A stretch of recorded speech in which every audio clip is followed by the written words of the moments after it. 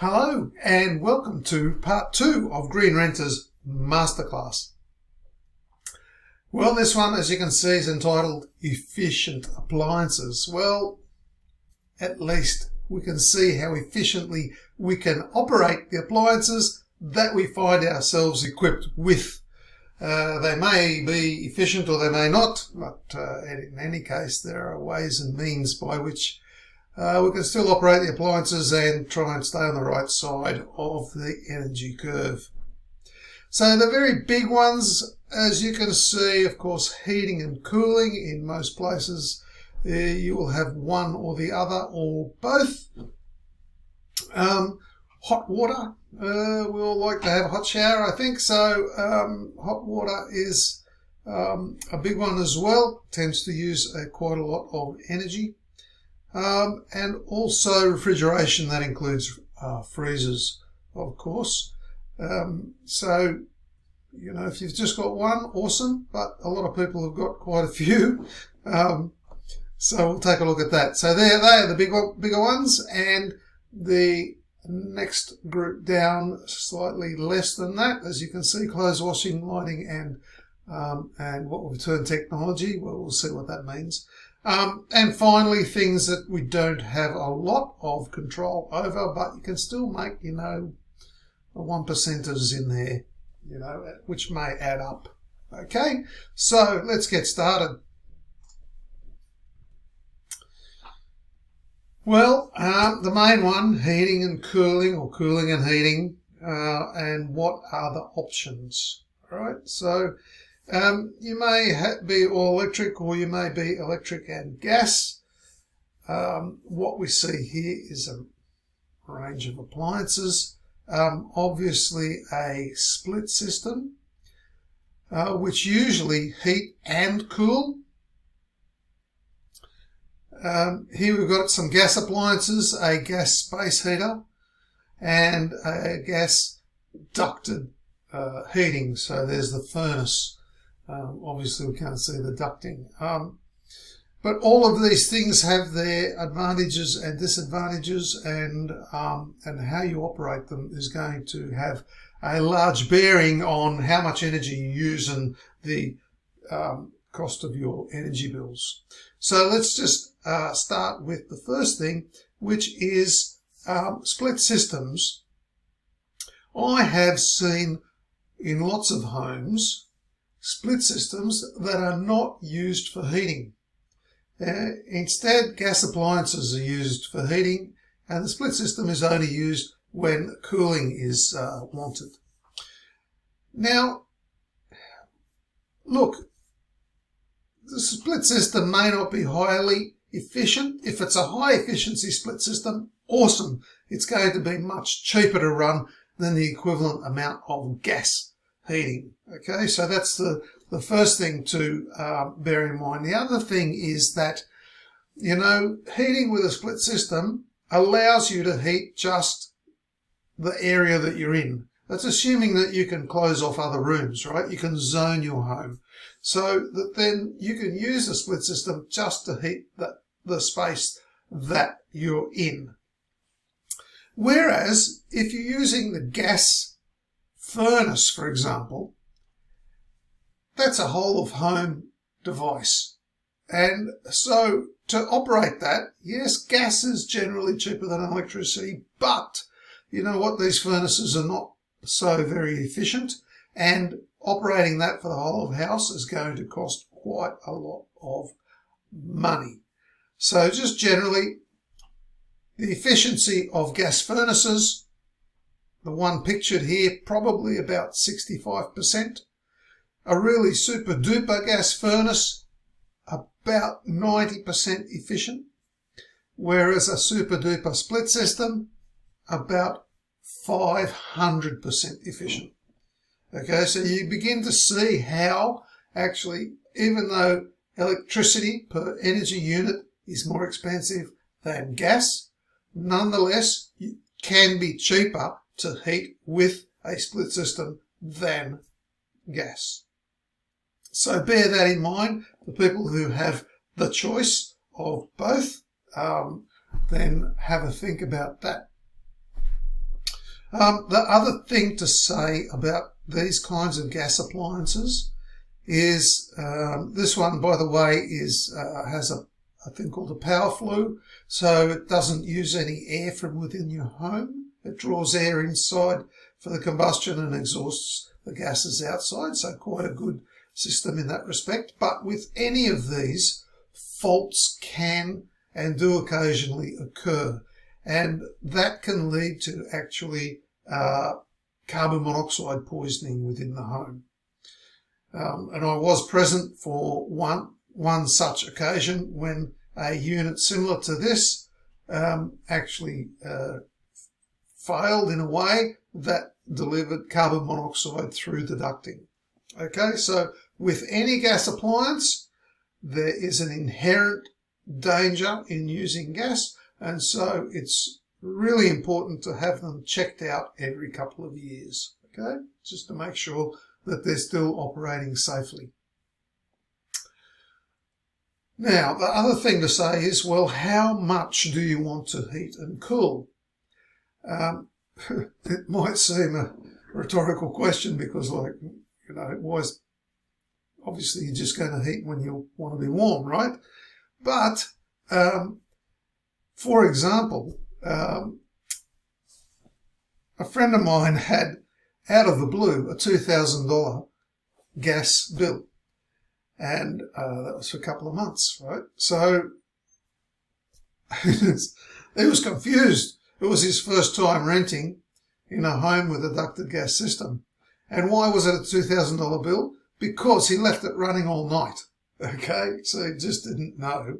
And so there you go. So actually, be aware of when you're operating these high energy appliances. Try and keep it down to when they're actually going to be beneficial for you, all right? And by the way, the appliance on the right there, the gas furnace, is not one that is inherently zonable, that particular one that you see there. And so if you shut off outlets in that ducting system, you run the risk of creating a lot of back pressure in the ducting and possibly blowing the ducting apart under your floor, or actually causing an over-temperature fault in the furnace. Okay, so split systems are a great way to save energy. Okay, particularly if they're high efficiency ones. If they're older ones and bigger ones, well, a bit less so, but still much more efficient than gas appliances. Okay, so bear that in mind and use them only when you're actually going to benefit from their use. Okay. Now, hot water is a big one usually. Often it's about a quarter of your total energy going to heating up hot water. So if you've got a solar system, fantastic, all right, but not too many rentals will have that. Most of them are likely to have some kind of gas storage or gas instantaneous hot water, or maybe an electric storage tank kind of hot water. And they're unlikely to change. Even in times of breakdown, the propensity is to get a plumber in and change lock. So you're unlikely to, benefit from a good amount of research, and so that when it breaks down, something better will be put in. So what can we do to actually make our hot water more efficient or use less of it? Okay, so let's start in the middle of the list where it says reduce the hot water temperature settings. That's right. So in some hot water systems, you can actually control the temperature setting, and provided that you're not causing your family to run out of hot water, you can turn down, if you turn down the temperature setting somewhat, you'll be saving some energy there, because there'll be less losses from the tank and less losses from the hot water pipes as the water goes through them. I'm going to jump down to the bottom one, the flick mixer tap. Okay, we've all got them in our kitchen these days, the Flick Mixer tap, and possibly in other places as well, in your bathroom and ensuite. Now, what's wrong with Flick Mixer taps? Nothing. Inherently nothing is wrong with Flick Mixer taps, except that the propensity is for people to use them either in the middle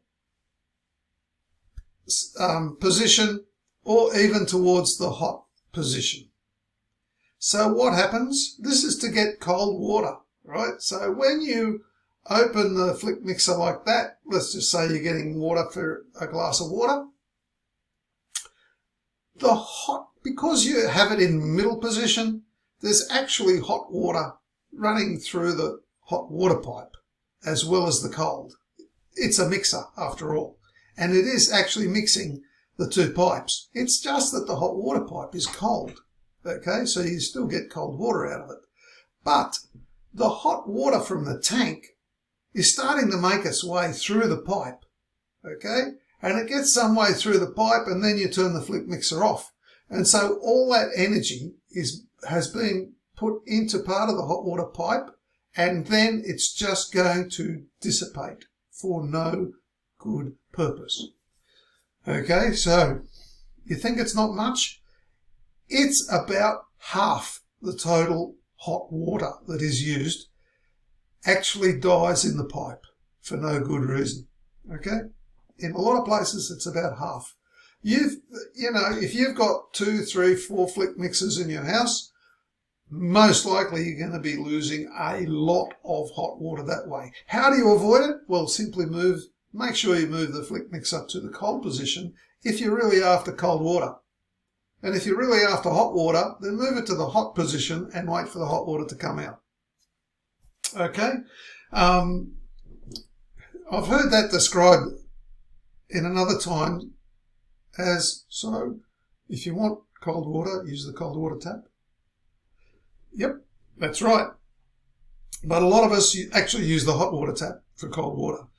Okay, if you can, insulating the hot water pipes does help a lot, okay, because the heat loss in hot water pipes is quite a lot. Now you can get from your plumbing supplies, you can get stuff called Armaflex, and you can get Armaflex with a split down it to go onto existing pipes, okay? So if you're going to do that, that's a great thing to do. It's going to save you a fair bit of hot water energy, and it is something that you can potentially take with you to the next house if you wish, okay? So there's a whole bunch of other things that we can do which really came about from when there were water shortages. Time showers, leaky taps,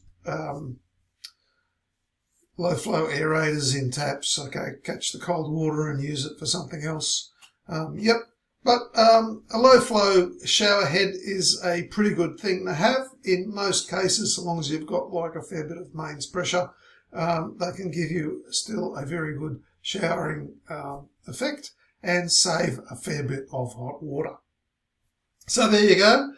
A number of ways that you can actually reduce the amount of hot water that you use in your home and save a fair bit of that energy. Let's move on to refrigeration. Okay, the first thing is, if you've got the beer fridge in the garage, think about not having it. Think about just having a small area in your regular fridge for beer and cycle it through. Because, like the beer fridge in the garage, firstly hasn't got much in it.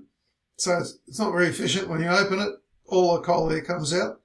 Secondly, it's probably an inefficient fridge because it'll be an old one. That's why it's in the garage. Okay. And thirdly, do you really need it? All right. So the best thing to do with the beer fridge in the garage is switch it off and maybe go and have it recycled. Okay. The same with freezers. Think about how, it's like, do you need Do you need a freezer, a separate freezer? Do you need more than one separate freezer? Okay, so I know some people have got loads of freezers and some people got none. Okay, so it's horses for courses. Not saying you shouldn't have a freezer, but you know, if you've got two, do you need two? Right? So maybe just move everything into one and switch the other one off. You'll save a lot of energy that way. Okay, old refrigerators tend to be really inefficient. So refrigerators are one of those appliances that can go and go and go and go, you know, and we're reticent to replace it because it's still working, right? And there is embodied energy in it as well. But, you know, take a look at a new high efficiency fridge, and you might find that you may save a lot of energy compared with the one that you got at the moment. If you have been able to put the Energy Mate on it, you'll know how much energy your current refrigeration is using, and you can certainly go to the store and have a look at the anticipated energy use of an efficient one, because they've got the star rating and the number of kilowatt hours anticipated in a year, okay, of regular use. So you can compare that and you can work out what it's going to cost you to replace the fridge and what you're going to save in terms of energy. Okay. Okay, fridges will, I mean, your kitchen fridge is going to be where your kitchen fridge is, right? The one in the garage, if you have to run it, well, try and, you know, not put it in the sun or something like that. Yep. And make sure that they're operating within their normal temperature ranges, okay? A frozen up freezer means that your fridge is not going to work very well. So defrost them on a regular basis. Okay, let's move on. Now, the next one's to look at clothes washing, lighting and technology. Clothes washing, what to do? If you can load shift, then load shift into off-peak times for off-peak power use. If you're replacing a washing machine, then think about a front loader instead of a top loader. They are more efficient to operate. And also think about the spin speed. Why is that important? If you dry your clothes in the home, then spin speed is really important.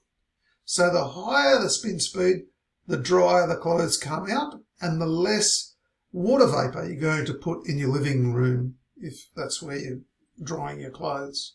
Okay. Obviously this is more common in heating environments, so the southern states where it's a bit colder and, you know, and you might need to heat your home in the winter time. And that's when you're less likely to put clothes out on the line because they're just going to get wet again. So spin speed is important. If you can get a washing machine with a spin speed of around 1400 revs per minute or RPM, the clothes will come out almost dry and there'll be very little water vapor coming into your living room. The more water vapor, by the way, in your living area, the harder it is to heat, okay? The more energy you have to put in there to actually heat it. So having a slightly drier environment is good in that respect, right? So in terms of clothes washing, yes, a high spin speed if you're replacing your washing machine.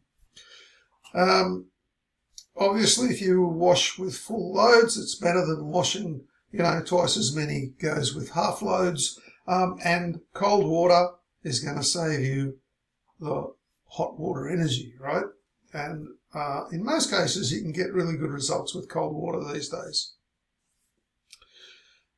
Air dry your clothes if you can. Hang them outside if you can. Clothes dryers are high energy intensive appliances. Generally, there are two kinds. There's the simple electric element heated one, and there's a heat pump one. So the heat pump one is pretty efficient. It's like an air conditioning system. It's got a high efficiency system to it. So, you know, it's less energy, certainly far less energy intensive than the older ones. But a lot of people have still got the older electric element ones. And so you do need to be careful how much you use those, because, you tend to use them for, an hour at a time or so. And so that's going to use up quite a lot of energy. Okay, so air drying, a much better option if you have that option available to you. And remember to clean your filters often, okay? They do clog up even if you're not looking at them. Okay, lighting. If you've got downlights, then perhaps you can make use of some of the government subsidies or programs where they'll come by and swap out the old 50-watt halogen lamps for LEDs. Not sure if you're going to need to have your landlord's permission for that, but certainly it's going to save a fair bit of energy. Okay. The other thing you can do is where you've got Bayonet or Edison screw light fittings, lamps, you can certainly replace those with your own LED lamps, and then of course you can take those with you because they do tend to be still reasonably expensive. So certainly you can do that and then take them with you if you're changing rental.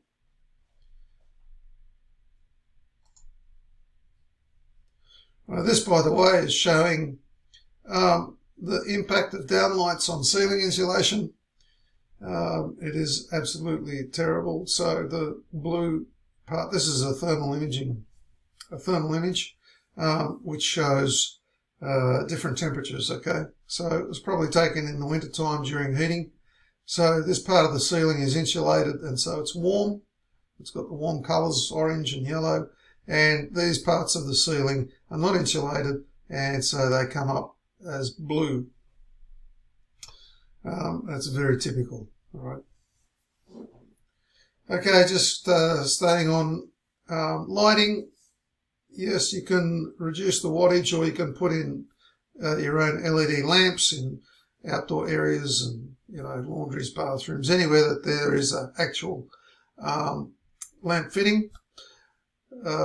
You can use task lighting instead of overhead lighting. It's going to be much more efficient. Task lighting normally about 20 watts, instead of whatever the overhead lighting is.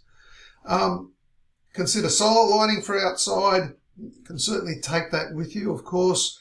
If you've got little kids, you can promote that same thing for their night light, okay, so they can charge up their night light outside during the day. And of course, turn the lights off when you don't need them. That's easier said than done with some ages of kids, okay, that have a level of non-compliance with this. Okay, appliance technology. What does this mean? Well, there's a load of stuff that actually uses quite a lot of energy when it's on, and it does tend to be left on for long periods of time.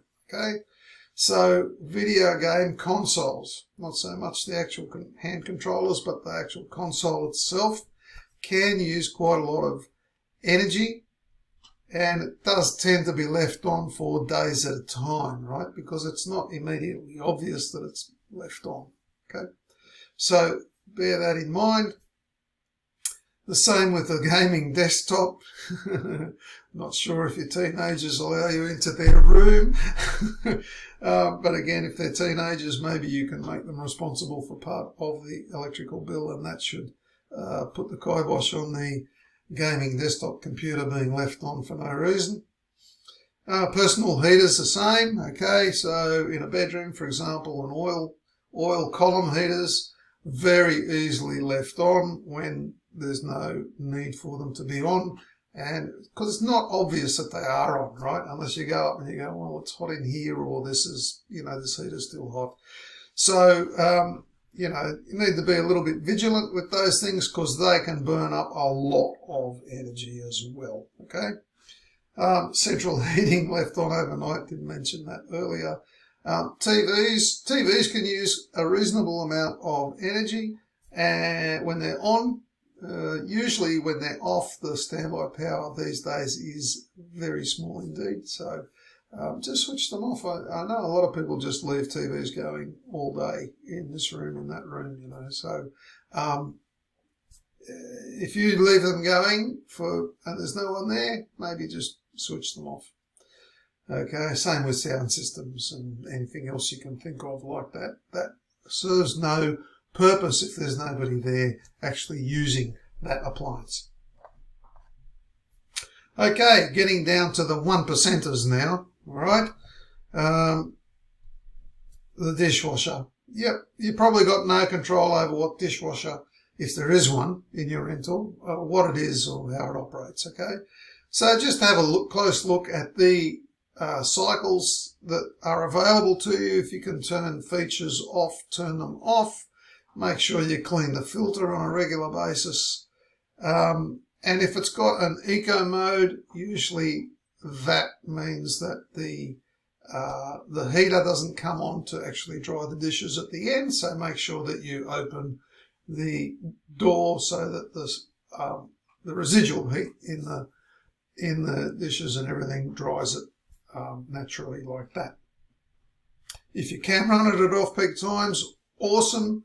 And if you happen to be buying one, then, you know, obviously make sure you get one that's energy and water efficient. But I guess that doesn't happen very often, but perhaps it will at times of a failure. You know, your landlord may just send you down to buy a replacement.